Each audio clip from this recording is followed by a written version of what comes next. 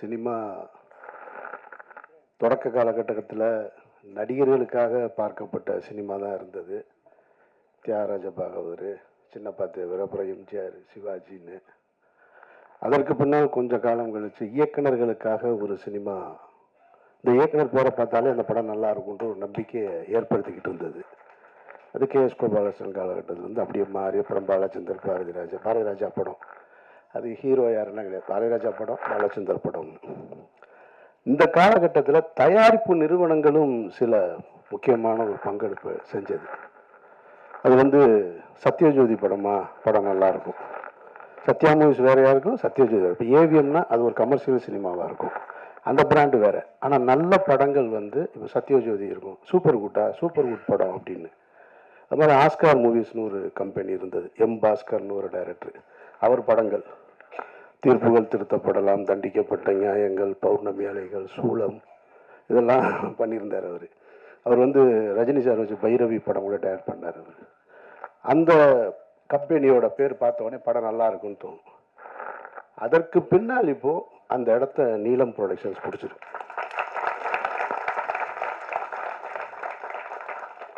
முதல்ல நீலம் ப்ரொடக்ஷன்ஸ்னு பேர் வைக்கும் பொழுது சரி, எல்லாரும் அவங்கவுங்க சினிமாவுக்குள்ளே தான் பிறந்த இடம், பிறந்த சமூகத்தை தூக்கி பிடிக்கிறதுக்காக வந்திருக்கிறாங்க. அந்த அடிப்படையில் ரஞ்சித்தும் நீலம்னு தூக்கி வச்சிட்டாரு, அப்படி தான் தோணுச்சு. அது தோணுற இயற்கை தானே. ஆனால் நீலம் ப்ரொடக்ஷன்ஸில் ஒவ்வொரு படைப்புகளையும் பார்க்கும் பொழுது ரஞ்சித் இந்த தலைமுறைக்கு அடுத்து வேற ஒன்று கற்றுக் கொடுக்கணும்னு விரும்புகிறாருன்றது தெரியும். அவர் நினச்சிருந்தா வெறும் பெயரை ரஞ்சித் ப்ரொடக்ஷன்ஸ் கூட வச்சுருக்கலாம். ஆனால் நீலம்னு வச்சுட்டு அதில் இருக்கிற படைப்புகளை வரிசையாக பார்க்கும் பொழுது நீலம் ப்ரொடக்ஷன்ஸில் வர்ற எந்த படமும் சோட போகாத படமாக இருக்குது, ஒரு மரியாதைக்குரிய படமாக இருக்குது. அந்த வகையில் தான் இந்த பாட்டில் ராதா அமைஞ்சிருக்கிறத நான் பார்க்குறேன். ரஞ்சித்துக்கு என்னுடைய வாழ்த்துக்கள். இதே நீலம் ப்ரொடக்ஷன்ஸ் நான் சாகிற வரைக்கும் இந்த பெருமையோடு இருக்கணும் அப்படின்றது என்னுடைய ஆசை. ஏன்னா இடையில எல்லாம் செய்வாங்கன்னா, இந்த மாதிரி பேனர்ஸ்லாம் கடைசி காலகட்டத்தில் ஒரு சிக்கல் வரும்போது கண்ட கருமத்தை எடுத்துருவாங்க, கொஞ்சம் மாறிடுவாங்க. அப்படி ஒரு சூழலுக்கு போயிடக்கூடாதுன்னு இந்த குடியை பற்றிய படம் அப்படின்னோடனே நமக்கு முதல்ல எனக்கு நினைவுக்கு வர்றது, எம்ஜிஆர் சிஎம்மாக இருக்கும்போது ஒரு படம் எடுத்தார். தேங்காய் சீனிவாசன் அவர்கள் ஹீரோவாக நடித்து நான் குடித்து கொண்டே இருப்பேன் அப்படின்னு ஒரு படம். அது ஒரு பிரச்சார படம் மாதிரி பண்ணியிருந்தாங்க. ஆனால் அந்த படம் குடியின் தாக்கத்தை சொல்லிச்சா நமக்கு அப்படின்னு கேட்டால் அந்த படம் சொல்லலை.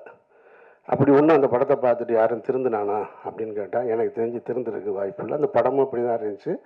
அது தேங்காய் சீனிவாசன் போல் ஒரு சீனியர் நகைச்சுவை நடிக்கும்போது அது சேரலை. அதோட மேக்கிங் அன்றைய காலகட்டத்தில் வச்சு. அதுக்கு பின்னாடி நான் குடியை பற்றி ரொம்ப சிலாகிச்சு பார்த்த படம் 2016 ஸ்பிரிட்னு ஒரு மலையாள படம், மோகன்லால் சார் நடிச்சது. அந்த படம் பார்த்துட்டு கருப்புள்ளியப்பன் தான் அந்த படம் பார்த்துட்டு ரொம்ப நல்லா இருக்கு, நீங்கள் பாருங்கன்னாரு. எனக்கு படம் பார்த்த உடனே அந்த படம் ரொம்ப பிடிச்சி போய் அந்த படத்தோட ரைட்ஸ் வாங்கிட்டேன். நான் போய் அந்த ரைட்ஸை வாங்கிட்டு ரீமேக் படம் பண்ணுற ஐடியாவே கிடையாது லைஃப்பில். எந்த கதையாக இருந்தாலும் நல்லதோ கெட்டதோ குப்பை கதையோ நம்ம கதையிலே எடுத்துருவோன்னு சரி முதல் முறையாக இந்த ஸ்கிரிப்டை ரீமேக் பண்ணலான்னு சொல்லிட்டு அதை வாங்கி வச்சுக்கிட்டு ஒவ்வொரு ஹீரோவாக அப்ரோச் பண்ணேன். எனக்கு தெரிஞ்ச எந்த ஹீரோ ஒத்துக்கலை. இவ்வளோக்கு மோகன்லால் சாரை விட இவங்க யாரும் பெரிய ஹீரோக்கள் கிடையாது இங்கே இருக்கிறவங்க. அப்படி இருந்துமே அவர் பண்ணினதை இங்கே ஒத்துக்க தயாராக இல்லை. சரி, நான் அதோட அப்படியே வச்சுட்டேன். சரி, அப்போ என்றைக்காவது நம்மளே நடிச்சுக்கிறோம் அந்த படத்தை அப்படின்னு முடிவு பண்ணிட்டு, சரி இந்த பிரச்சனைலாம் முடியும் போது அதுக்கப்புறம் ஸ்டார்ட் பண்ணோம்னா அப்படியே காலம் கடந்து போயிட்டே இருந்துச்சு. இதுக்கிடையில் ஒரு 2-3 வருஷத்துக்கு முன்னாடி அதே மலையாளத்தில் வெள்ளம்னு ஒரு படம் ஜெயசூர்யா நடித்தது. ஒரு குடியோட கொடுமையை, ஒரு குடி நோயாளியை பற்றி. சார், நான் அந்த படத்தை ஸ்பிரிட்டு தான் எடுக்கலை, இதை வாங்கி உடனே எடுத்துருவோம். ஏன்னா அதில் கொஞ்சம் மெஜஸ்டிக் லுக்கு ஸ்பிரிட்டில் மோகன்லால் சார் பண்ணது. இப்போ மோகன்லால் சார் பண்ணினதை நம்ம போய் பண்ண முடியாது. ஒரு பெரிய ஒரு ஸ்டைலாக இருக்கிற ஒரு எஜுகேட்டட் போல இருக்கிற ஒருத்தன் இருந்தால் தான் சரியாக இருக்கும். ஒரு பெரிய சிந்தனையாளன் குடி நோயாளியா எப்படி இருக்கான், அவன் தன்னை குடி நோயாளின்னு ஒத்துக்கிறானா இல்லையான்றது தான் அந்த படத்தோட கதை. இது கரெக்டாக இருந்துச்சு. வெள்ளம் ஜெயசூர்யானோடனே சரி நம்மள மாதிரி தான் தாடி இடி வச்சுருக்காருன்னு அந்த படத்தை வாங்கலான்னு போய் கேட்கும்போது, நான் போய் கேட்கும்போது வெள்ளத்துக்கு ஒரு காம்படிஷன் இருந்துச்சு, வேற ஒருத்தர் யாரோ வாங்க போகிறாருன்னு. இதெல்லாம் எனக்கு குடி ரொம்ப அது தெரிஞ்ச விஷயம். கொஞ்சம் அப்படின்னு தப்பிட்டேன், இல்லைன்னா நானும் ஒரு பாட்டில் ராதா தான். அங்கேருந்து வந்தவன் தான் நான்.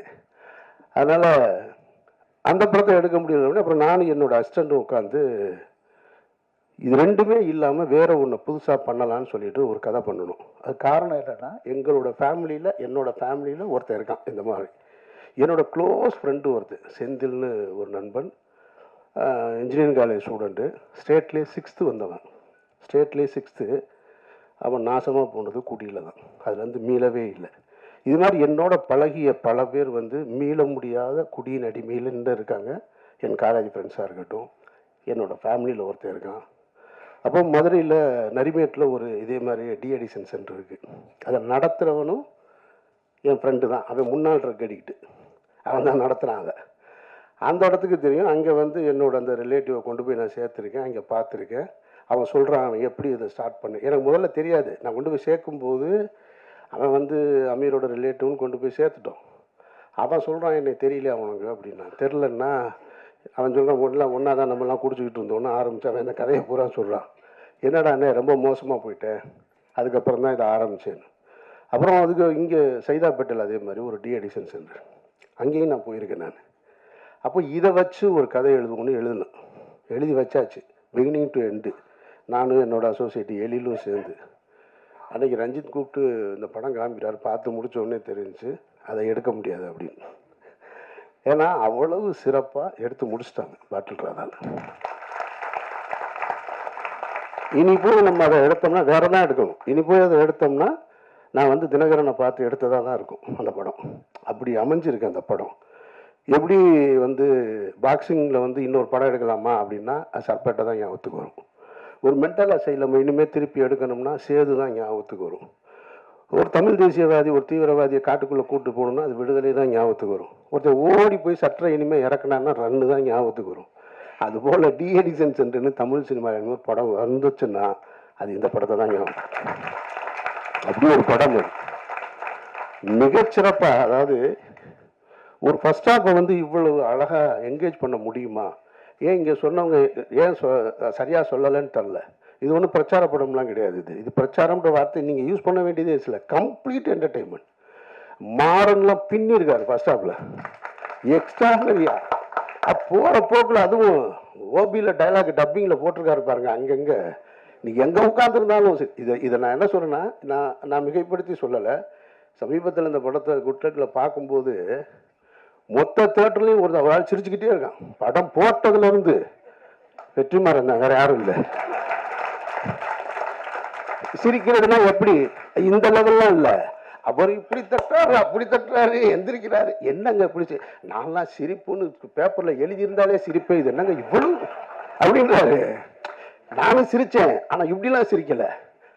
எல்லாரும் பார்க்குறாங்க, ஒருவேளை நக்கல் அடிக்கிறாங்க. உண்மையிலே அவ்வளவு சிறப்பாக இருந்துச்சு ஃபர்ஸ்ட் ஹாஃப். அந்த ஃபர்ஸ்ட் ஹாஃபோட இன்ட்ரோல் பிளாக் ஒன்று இருக்குது. அந்த இன்ட்ரோல் பிளாக் வந்து இப்படி இந்த ஒரு படத்தை இன்ட்ரோல் பிளாக் வைக்க முடியுமா அப்படின்ற ஒரு இடத்த வந்து அந்த டைரக்டர் ஃபிக்ஸ் அந்த பையன் தான் நினைக்கிறேன். அதனால அவனை நல்லா பார்த்து வச்சுக்கோங்க. நான் விளையாட்டுக்கு சொல்லலை. அவன் இன்ட்ரோல் பிளாக்ல ஒரு வேலை பார்க்குறான், மொத்த பேரையும் பயமுறுத்திட்டான். அவ்வளவு சிறப்பாக போட்டான்.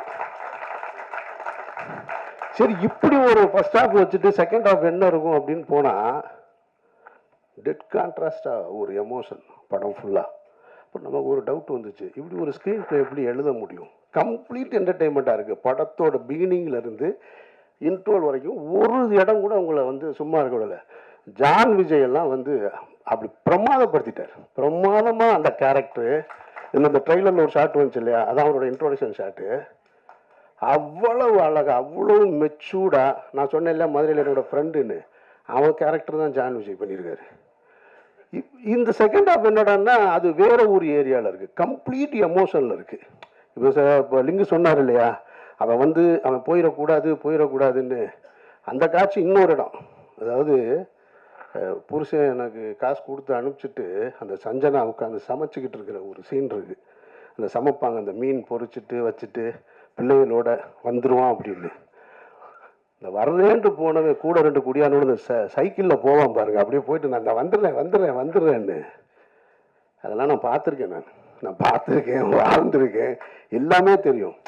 இந்த கேரக்டர் வந்து இப்போது குரு சோமசுந்தரத்தை தவிர தமிழ் சினிமாவில் இந்த கேரக்டர் நடிக்கிறதுக்கு நடிகனே இல்லை. நான் யாரையும் குறைத்து மதிப்பிட்டு சொல்லலை. நீங்கள் படம் பார்த்துட்டு நீங்கள் முடிவு பண்ணி சொல்லுங்கள். இவ்வளவு சிறப்பாக ஒருத்தன் பண்ண முடியுமா? பண்ணியிருக்காங்க. சரி, அவங்க ஹீரோயின் சஞ்சனா, அவங்க வந்து முதல்ல நமக்கு ஹீரோயின்னா வேற மனநிலை தானே இருக்கும். அப்படி இருக்கணும் ஒன்று. ஒரு கேரக்டராக சிம்பிளாக ஒரு நடுத்தர குடும்பம், ஒரு மிடில் கிளாஸு, அவங்க தன்னுடைய கணவன் எப்படி இருக்கணும்னு ஆசைப்பட்டாங்க. ஆனால் இருக்க முடியலை. அவனோட வாழ்ந்துக்கிட்டு இருக்கிறது. ஒரு கட்டத்தில் பிரிஞ்சுட்டு நான் அந்த சீனை ரொம்ப ரசித்தேன். நான் இப்போ நம்ம எழுதுனா கூட அதை அவ்வளோ தைரியமாக எழுதுவோமான்னு தெரில. குரு சோமசுந்தரம் வந்து நான் திருந்திட்டேன் அப்படின்னு சொல்லி அவங்க வேற ஒரு லைஃப்பை தொடங்குறதுக்காக நின்றுட்டுருப்பாங்க.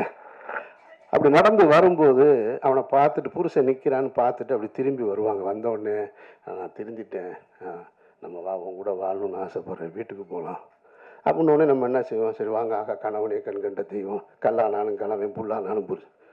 செம்ம டைலாக் போடா நாயே, எக்ஸ்ட்ரானரி.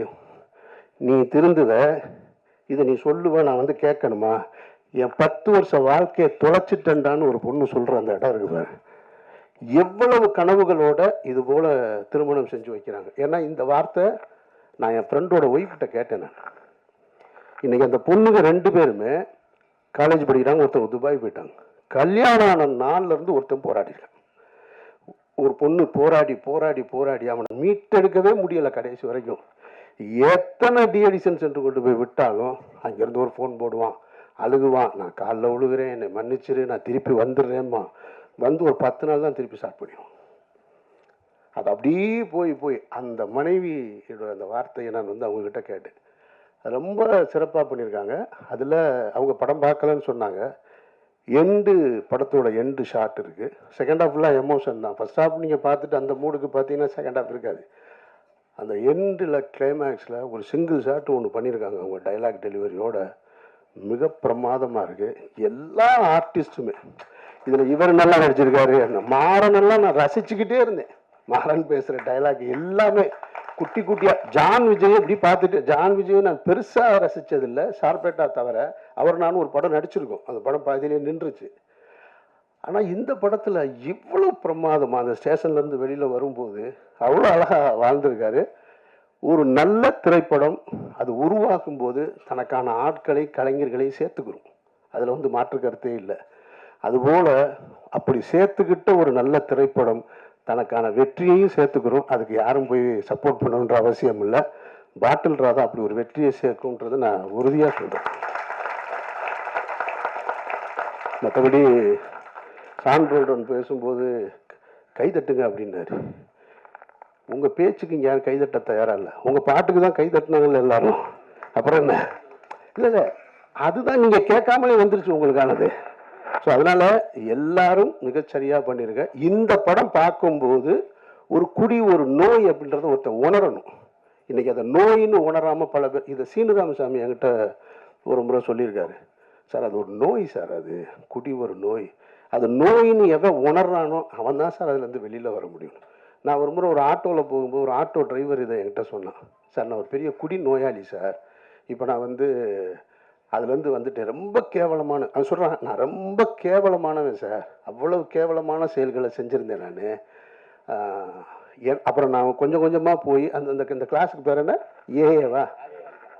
ஏஏ. அந்த ஏஏ கிளாஸுக்கு போய் அவன் சொன்னாங்கிட்ட, இப்போ நான் வந்து கிளாஸ் எடுக்கிறேன் சார். நான் போய் அந்த மானக்கேடான விஷயத்துலேருந்து ஒரு மனுஷன் எவ்வளவு அவமானப்பட முடியுமோ அந்த அவமானத்துலேருந்து மீண்டிருக்கேன்னு சொன்னால், அதுபோல் இந்த படம் பார்க்குறவங்க மீளலும் அப்படின்ற ஒரு நம்பிக்கை இருக்குது. அதுக்கான படமாக பாட்டில் ராதா அமைஞ்சிருக்கான்னா நான் மிகைப்படுத்தி சொல்லலை, படம் சத்தியமாக அமைஞ்சிருக்கு. வாழ்த்துக்கள் ரஞ்சித் தன் குழுவினருக்கு, இயக்குனருக்கும் என்னுடைய நெஞ்சார்ந்த வாழ்த்துக்கள். நன்றி.